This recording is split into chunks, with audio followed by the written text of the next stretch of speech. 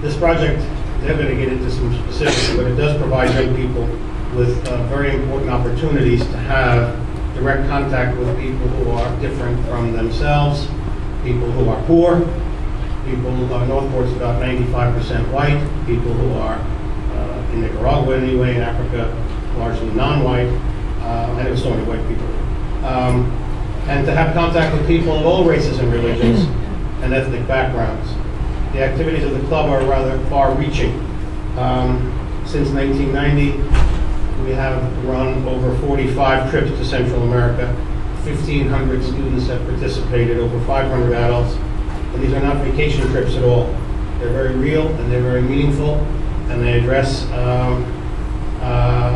let's just call it, substantial life and death issues. We don't stay in hotels. The students are divided into groups and stay out in the campus.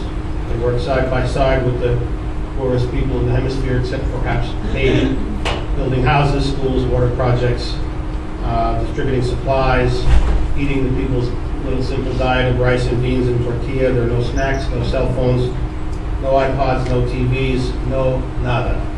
And all of the kids come back basically saying, I didn't have a thing that I'm usually used to, Mr. White, and I had the best week of my life.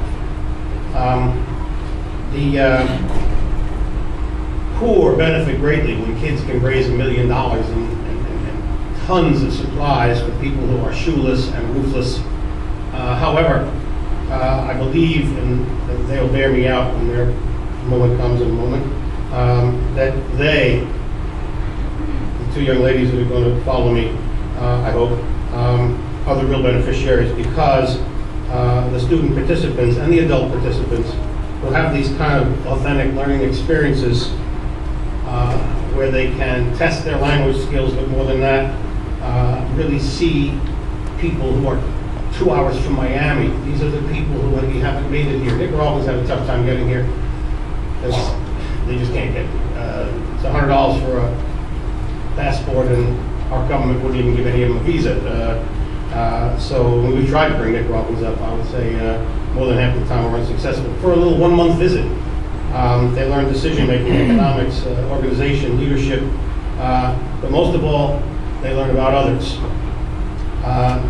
And I would believe that these young ladies and the hundreds like them would be the least likely to go out and commit a hate crime.